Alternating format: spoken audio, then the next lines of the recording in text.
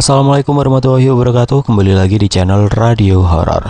Untuk kisah kali ini masih melanjutkan dari kisah yang sebelumnya. Sebuah kisah dari tulisannya akun Twitter, Kisah Malam Seram. Sebuah kisah yang berjudul Dusun Gubet Sukmo. Sebelum kita lanjut ke ceritanya, tekan dulu tombol like video ini dan jangan lupa tekan juga tombol subscribe channel ini. Nyalakan juga lonceng notifikasinya agar tidak ketinggalan cerita-cerita lainnya. Dan seperti apa untuk lanjutan dari kisah ini? Langsung saja kita masuk ke ceritanya.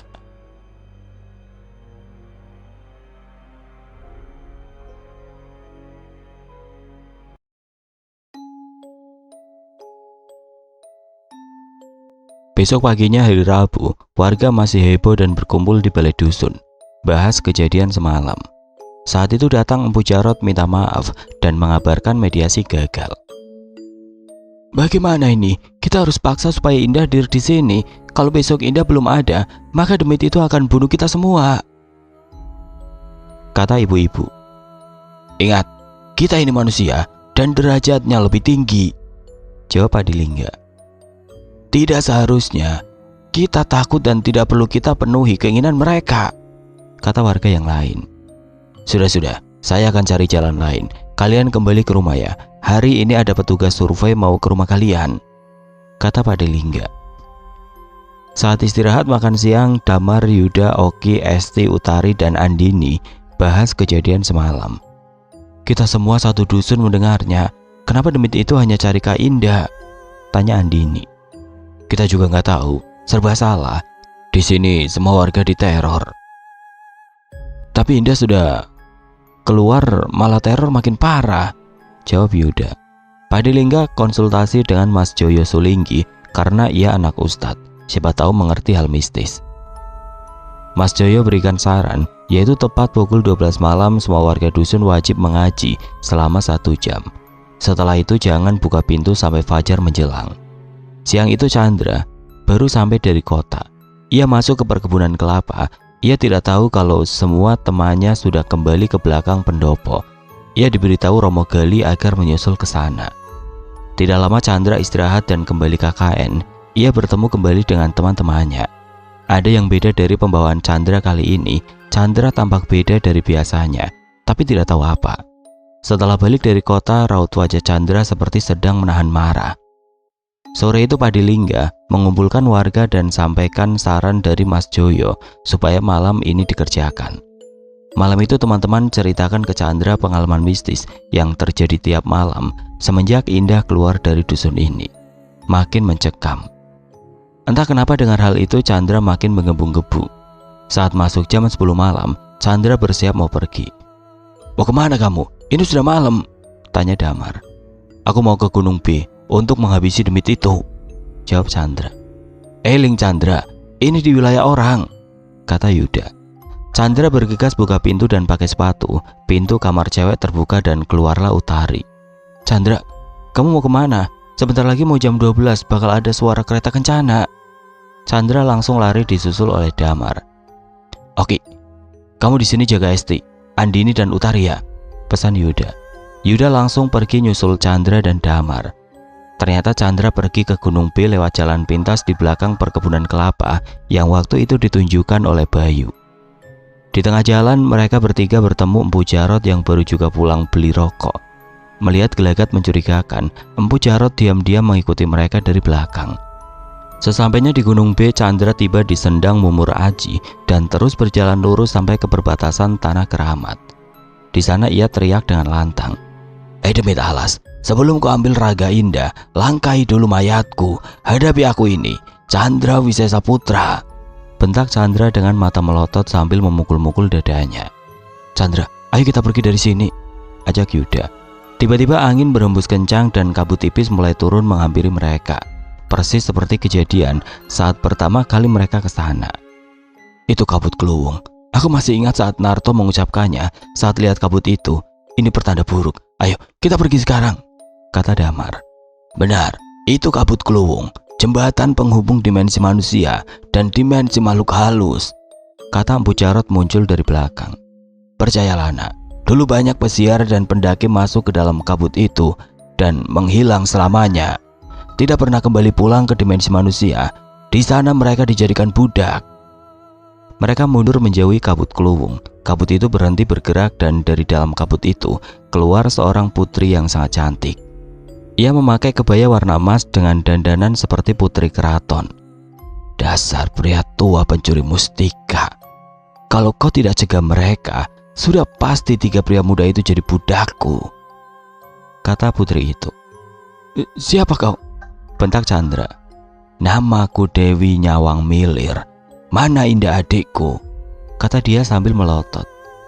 Sejak kapan Indah punya kakak demit? Perlahan wajah putri itu berubah jadi menyeramkan. Bola matanya membesar dan hampir keluar. Hidungnya membesar. Gigi taringnya jadi panjang. Kukunya pun jadi runcing. Lehernya kini ditumbuhi bulu halus. Tanya saja Nok Rahmi. Dia tahu semua, jawab sang Dewi sambil tertawa. Lupakan Indah. Ia tidak akan pernah kembali kemari, kata Chandra. Tidak, aku akan pancing dia ke sini. Ia pasti kembali, tidak lama lagi. Ayo, kita pergi, kata Empu Jarot sambil menarik mereka. Kalau kau berani menyentuh Indah, kau akan berhadapan denganku, ancam Chandra. Silakan, keluarkan semua jimatmu. Yang kini kau bawa belum cukup untuk melawanku. Sang Dewi tertawa puas. Sang Dewi mundur masuk ke dalam kabut sampai tidak terlihat.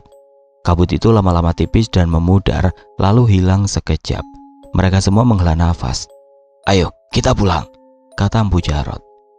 Jimat apa Chandra yang dimaksud oleh sang Dewi tadi? Tanya Yuda. Chandra pun terdiam. Kamu kesini bawa jimat?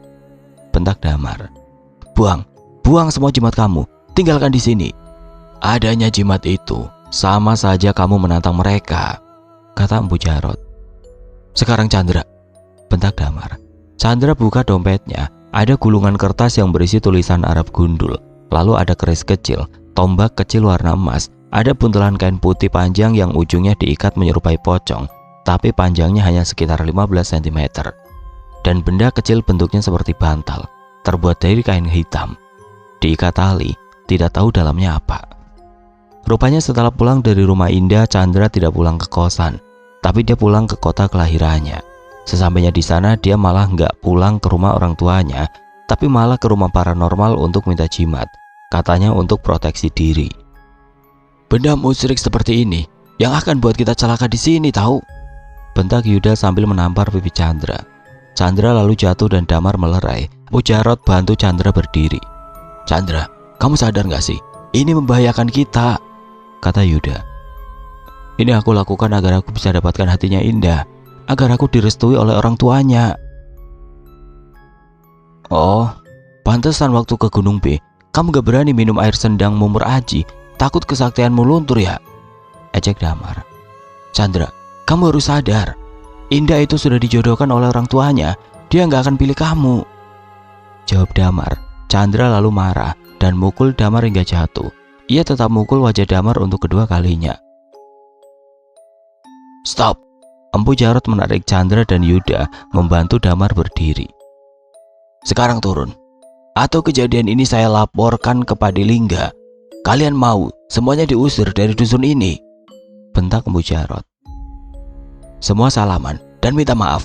Ayo cepat, kata Empu Jarot. Semua lalu kembali pulang. Sesampainya di pendopo, anak-anak cewek sudah nunggu di luar kamar. Itu muka kalian kenapa lebam? Habis berantem ya? Tanya Esti. Habis dari mana sih? Bajunya belepotan tanah, kotor banget lagi, tanya Utari. Mereka diam dan langsung masuk. Saat itu masuk jam 12 malam, tapi tidak ada suara kereta kencana yang lewat dan tidak ada suara kuda sama sekali. Hening dan mencekam, akhirnya mereka tidur pulas dan lupa mengaji. Nah, Andini jam 01.45 bangun karena kebelet. Ia keluar dan mau ke WC. Saat tengah pipis, ia dengar suara sate. Beres dari WC, ia keluar dan lari ke jalan raya. Karena lapar, lebih baik dia beli sate daripada Andini minta makanan ke kamar cowok. Tapi gengsi kalau harus ngetuk pintu duluan. Gerobak mulai mendekati pendopo dan penjual sate berteriak, sate. Nah, kebetulan bangun tengah malam, lapar, dingin, saat yang pas kalau makan yang panas, pikir Andini. Ia masuk ke kamar ngambil dompet dan keluar ke jalan raya. Tukang sate itu tepat lewat di depan Andini. Tampak tukang sate itu pakai topi caping. Seperti petani, capingnya lebar dan menutupi wajahnya. Andini gak bisa melihat jelas muka tukang sate itu. "Mas, saya mau beli sate." "Iya mbak." Tukang sate memberhentikan gerobaknya dan mempersiapkan arang. "Sate ayam 1 porsi mas, pakai lontong aja," kata Andini. Sate ayam mentah dilumuri kecap. Tukang menyiapkan 1 piring, bumbu kacang dan potongan lontong. Setelah arang panas lalu sate dipanggang, seperti yang dilakukan layaknya tukang sate pada umumnya. Sate dipanggang lalu dikipasi bolak-balik. Anehnya, walau satenya sudah matang, tapi tetap dikipasi dan dibolak-balik. Andini heran lihat hal itu. Tidak lama ada beberapa tusuk sate yang mulai gosong. "Mas, itu satenya udah matang dari tadi loh. Diangkat aja," saran Andini. "Emang kenapa kalau nggak diangkat?" tanya tukang sate itu. "Nanti gosong," jawab Andini. "Gosong kayak muka saya ini ya," kata tukang sate sambil buka topi capingnya. Wajahnya natap Andini dan kulitnya terlihat hitam gosong dan mengeluarkan asap. Rahang tukang sate itu terlepas tapi masih menggantung. Andini pingsan seketika tanpa sempat berteriak. Besoknya hari Kamis, Andini ditemukan masih tergeletak pingsan di pinggir jalan oleh bapak-bapak yang mau sholat subuh ke masjid. Bapak itu ngetuk pintu kamar dan keluarlah semua teman-temannya. Andini dibawa ke tengah pendopo. Sudah dibangunkan tapi Andini tetap tidak sadar. "Gimana ini?" tanya Oki. "Panggil Pak Dilingga," jawab Esti. Damar dan Yuda bergegas ke rumah Pak Dilingga, sedangkan Chandra masih murung di kamar. Pak Dilingga akhirnya datang. Chandra keluar kamar dan lihat Andini. "Aku akan panggil Empu Jarot ke sini," kata Chandra. Ia lalu ke rumah Empu Jarot dan kembali ke pendopo membawanya. "Sukma Andini dibawa Dewi Nyawang Milir," sahut Empu Jarot. "Indah, kami butuh kamu di sini," tangis Esti dan Utari. "Oh ya, waktu Andini kasih surat pengantar survei, di sana ada biodata, alamat rumah dan nomor telepon. Saya mau telepon ke rumah dan kabari orang tuanya. Siapa tahu Andini punya penyakit bawaan yang kita nggak tahu," kata Pak Dilingga.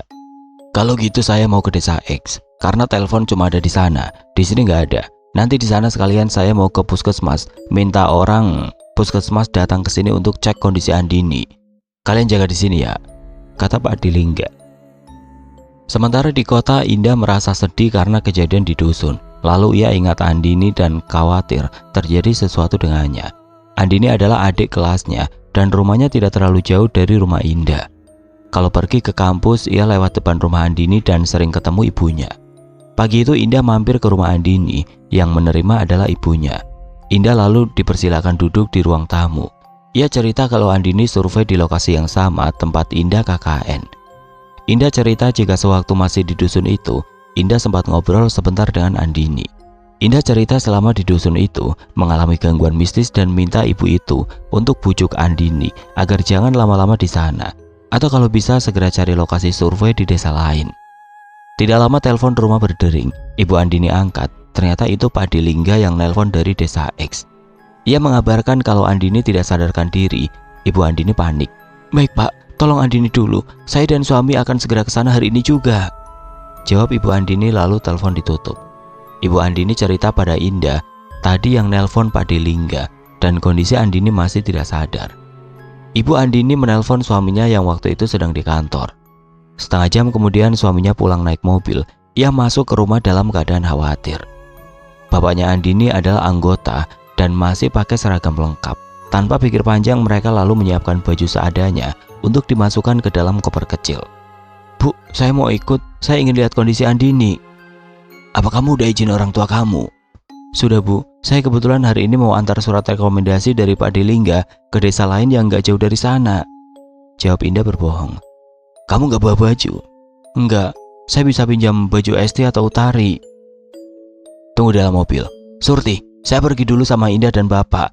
Mau jemput Andini ke dusun Ngebet Sukmo. Oh ya, bingkisan di atas meja tolong nanti siang antarkan ke rumah Bu Yono ya," san ibunya Andini ke ART. Mereka bertiga lalu berangkat ke dusun Ngebet Sukmo. Perjalanan itu sendiri memakan waktu 6 jam. Hari menjelang siang dan Andini belum juga sadar. Pak Dilingga datang bawa nakes dari puskesmas. Menurut mereka Andini sehat. Memang penyakit non-medis sulit dideteksi medis. Ibu-ibu berdoa di samping Andini. Saat itu Kindalu Suwira tidak ada di desa X. Ia menghilang dan tidak bisa dimintai bantuan. Siang itu Surti antarkan bingkisan ke rumah Bu Yono. Saat di tengah perjalanan ia ketemu ibunya Indah yang saat itu pulang habis bayar tagihan listrik. Ia dan Surti saling kenal karena suka ketemu di tukang sayur. "Surti, mau kemana?" "Mau ke rumah Bu Yono, anterin bingkisan ini." Gimana majikanmu udah sembuh? Bulan kemarin katanya operasi usus buntu ya." "Udah sehat Bu, sekarang Nyonya Indah dan Tuan lagi pergi ke dusun Gubet Sukmo." "Ah, Indah? Dusun Gubet Sukmo? Indah minggu kemarin ke sana tapi udah balik lagi ke rumah." "Iya Indah anak ibu, tadi dia ke rumah dan sekarang ia sama Nyonya dan Tuan ke sana nyusul Andini." Mereka pun pamitan. Ibunya Indah panik karena Indah pergi tanpa seizinnya. Sesampainya di rumah ia menelpon suaminya dan mengabarkan kalau Indah pergi tanpa izin. "Bu, kalau Indah ke sana bareng orang tuanya Andini pasti aman. Kalau kita mau tetap ke sana, paling baru bisa besok. Karena jika ayah sekarang dadakan minta cuti, dikasihnya besok dan hari ini tetap kerjaannya harus kelar. Mau gak mau ayah harus lembur," kata ayahnya Indah. "Gak apa-apa ya, yang penting besok pagi kita ke sana," jawab ibunya Indah. Sore itu akhirnya mobil orang tua Andini tiba dan berhenti tepat di depan pendopo. Orang tua Andini dan Indah keluar dari mobil. Semua kaget lihat Indah. "Indah, kamu kembali?" kata Esti. Ia dan Utari lari memeluk Indah. Chandra saat itu malu-malu lihat Indah. "Pakde, maaf saya kembali. Saya khawatir jika Andini nggak sadar karena ulah saya. Jadi saya di sini mau tanggung jawab. Saya akan serahkan diri ini ke demit agar teror ini berakhir," kata Indah sambil berlinang air mata.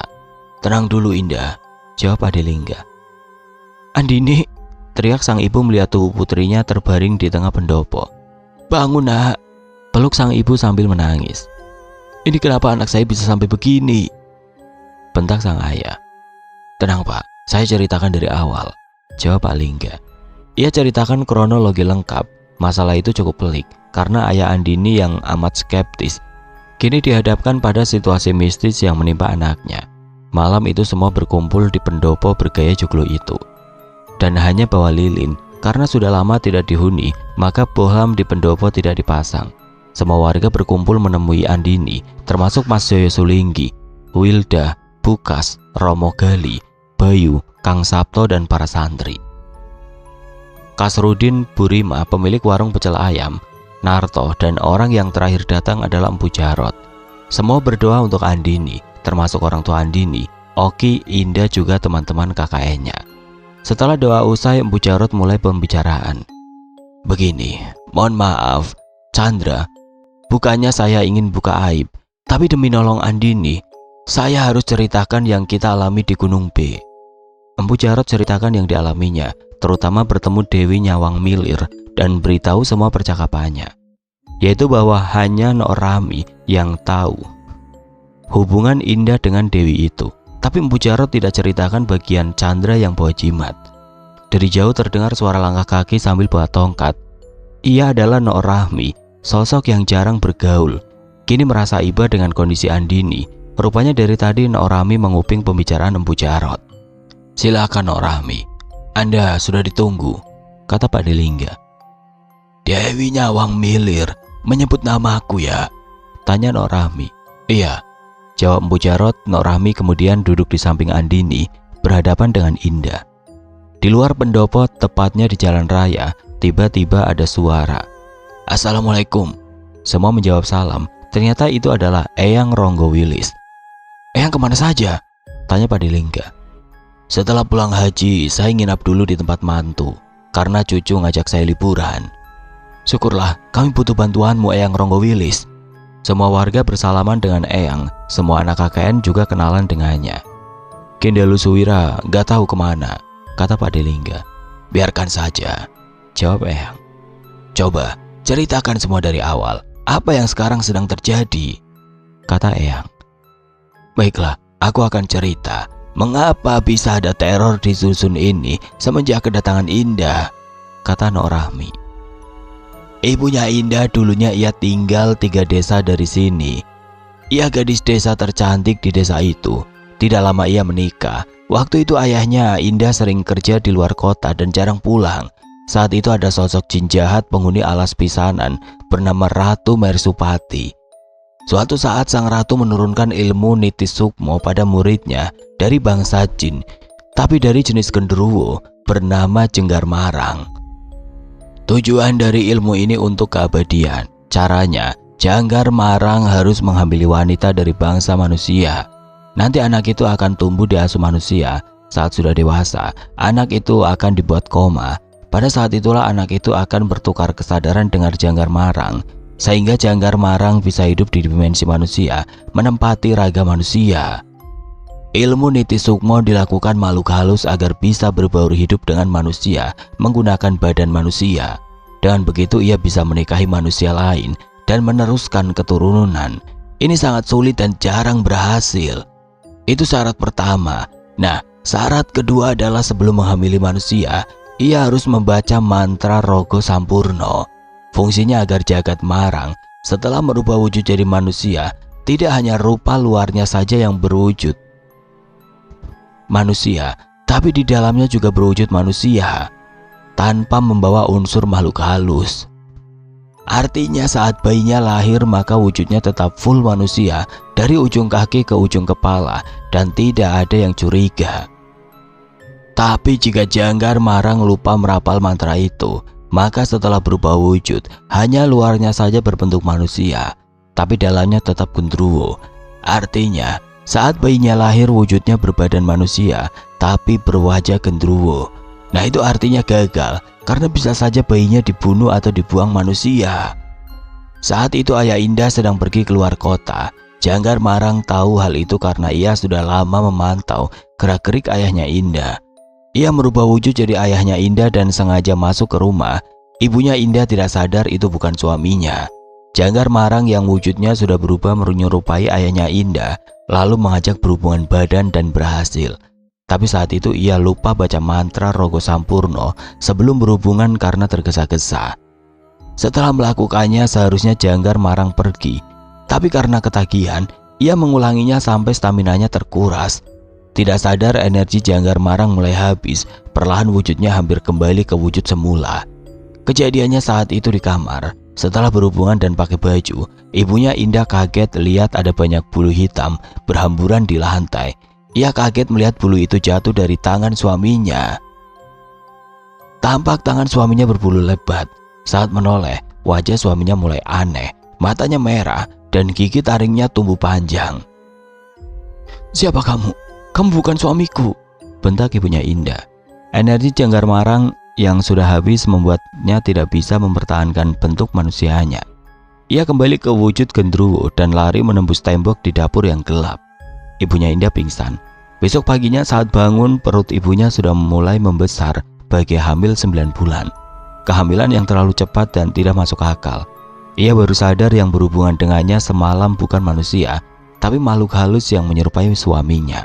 Ibunya Indah menolak bayi di kandungannya karena takut ketahuan suaminya, takut dikira selingkuh, dan usia kehamilan yang tidak masuk akal. Saat malam hari Ibu Indah lari ke hutan. Saat itu ia jatuh karena air ketuban pecah, tanda-tanda mau melahirkan. Tidak lama ia melahirkan dan lahirlah anak perempuan. Sosoknya manusia tapi dengan mata merah, hidung besar, dan telinga yang runcing.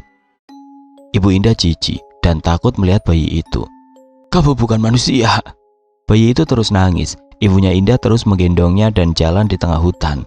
Tidak tahu tujuan, tidak lama sampailah ia di telaga. Lalu muncul ide untuk menghanyutkan anak itu di telaga tersebut. Ia lalu melakukannya dan meninggalkan telaga itu. Ia kembali ke rumah dan menganggap tidak terjadi apa-apa. Perutnya sudah kempes. Lusa ayahnya Indah yang asli pulang dan tidak berprasangka apa-apa. Ibunya Indah akhirnya minta pindah rumah dan milih pindah ke kota. Karena ia tahu di desa itu, Jenggar Marang bisa saja kembali kapanpun dan mengulangi perbuatannya. Sedangkan di telaga, bayi itu terapung sampai ke tengah. Dan kabut mulai muncul, itulah kabut Kluwung. Nah, telaga itu sendiri masih dalam daerah kekuasaan Ratu Mersupati. Sang ratu keluar dari kabut dan melayang di atas air. Ia mengambil bayi itu dan melihat wajahnya. Ternyata ini adalah anak dari Jangkar Marang dan wanita bangsa manusia. Anak ini berwajah demit. Jadi ini adalah anak yang gagal sehingga anak ini dibuang ibunya. Pasti Jangkar Marang lupa baca mantra itu. Tapi ibunya malah buang bayi ke telaga ini. Biar aku saja yang jadi ibu asuhnya, kata Ratu Mercupati. Bayi itu diberi nama Dewi Nyawang Milir. Sedangkan sang ratu sebelumnya sudah punya putri kandung yang diberi nama Nyai Sigar Getih. Lalu Dewi Nyawang Milir menjadi adik angkatnya. Tidak lama setelah pindah ke kota, ayahnya Indah lebih sering di rumah dan menghabiskan waktu berdua dengan istrinya. Waktu berlanjut dan ibu Indah hamil. Lalu lahirlah Indah ke dunia ini. Jadi Dewi Nyawang Milir adalah kakaknya Indah, satu ibu beda ayah atau saudara tiri. Jadi wajar kalau Dewi Nyawang Milir manggil Indah dengan sebutan adik. Tidak lama Nok Rahmi bekerja di rumah Indah sebagai pembantu. Suatu waktu saat ia sedang membakar sampah, ibunya Indah menyuruhnya bakar barang-barang tua miliknya. Maka ia bakar barang satu persatu. Sampai ia menemukan diari pribadi milik ibunya Indah. Ia baca pada bagian ibunya Indah bertemu Jenggar Mayang sampai kelahiran Dewi Nyawang Milir. Dan setelah itu ia membakarnya. Mengetahui Nek Rahmi di dusun ini meninggal, ia berhenti bekerja di rumah ibunya Indah dan milih menetap di dusun ini. Ibu Nok Rahmi mewarisi dari neneknya ilmu dukun beranak. Nok Rahmi pun menjadi penerus terakhir demi bisa berkontribusi di dusun ini. Singkat cerita, Dampir Watu adalah peninggalan kerajaan dulu. Siapa yang duduk di sana maka ia bisa lihat alas pisanan selama mata batinnya sudah aktif, dan penghuni alas pisanan juga bisa melihat manusia yang duduk di sana. Alas pisanan itu hutan gaib, tempat berdiamnya para makhluk halus. Di sana ada pemukiman gaib, juga keraton milik sang ratu. Saat Indah duduk di Dampar Watu, semua penghuni alas pisanan bisa lihat Indah, termasuk Dewi Nyawang Milir. Ia tahu kalau Indah adalah adiknya, karena wajah mereka berdua sangat mirip. Sebenarnya waktu Indah duduk di sana ada dua punggawa gaib yang megang pundak Indah, sehingga Indah tidak jatuh saat duduk. Jadi sebenarnya saat duduk di sana itu Indah sudah ditandain. Saat awal kamu datang KKN di sini, aku hafal wajahmu Indah. Walau kamu nggak ingat sama wajahku, sebenarnya selama kamu nggak duduk di batu itu nggak masalah, kata Nok Rahmi. Nok Rahmi lanjutkan cerita. Tapi naluriku pasti kamu akan ke sana dan diajak duduk di sana. Untuk itu supaya kamu dijauhkan dari batu itu, aku terus mencegah dari jauh. Karena kalau aku jelaskan seperti ini, pasti kamu gak akan percaya. Mohon maaf, aku awalnya ingin mencegah dirimu agar jangan ke Gunung B itu dengan caraku, yaitu aku mengutus Jagat Kudra untuk mengganggu Munda supaya kamu gak betah di sini. Jagat Kudra adalah kodam pendamping warisan dari ibuku. Jadi semua gangguan mistis yang terjadi sebelum kalian ke Gunung B, semua itu ulah Jagat Kudra atas perintahku, supaya kamu lekas pergi dan bisa terhindar dari incaran Dewi Nyawang Milir, kata Nok Rahmi. Ia melanjutkan ceritanya. Begitu aku melihat kalian dan Narto ke gunung itu, aku lempari kalian dengan batu supaya jangan ke sana. Tapi aku putus harapan karena usahaku sudah gagal dan kini semua sudah terlambat. Tiada lagi yang bisa aku lakukan untuk Munda, kata Nok Rahmi. Apa bisa Indah pergi jauh dari sini? Tanya Pak Delingga. Bisa, tapi Sukma Andini selamanya akan disandra sampai Indah kembali. Eyang Ronggowilis, apakah ada jalan lain? Tanya Pak Delingga. Tolong selamatkan anak kami, kata orang tua Andini. Eyang, kenapa harus Andini dibuat seperti ini? Tanya Pak Delingga. Mereka butuh tumbal untuk menggantikan Indah, tapi nggak sembarang orang. Harus yang weton lahirnya sama. Nah, weton lahir Andini dan Indah sama. Jadilah Andini sebagai target dan sekaligus pemancing supaya Indah kembali. Semua bermula saat Indah duduk di batu itu. Jadi harus diakhiri di batu itu juga. Indah harus duduk lagi di batu itu untuk mengakhiri teror ini, kata Eyang Ronggowilis.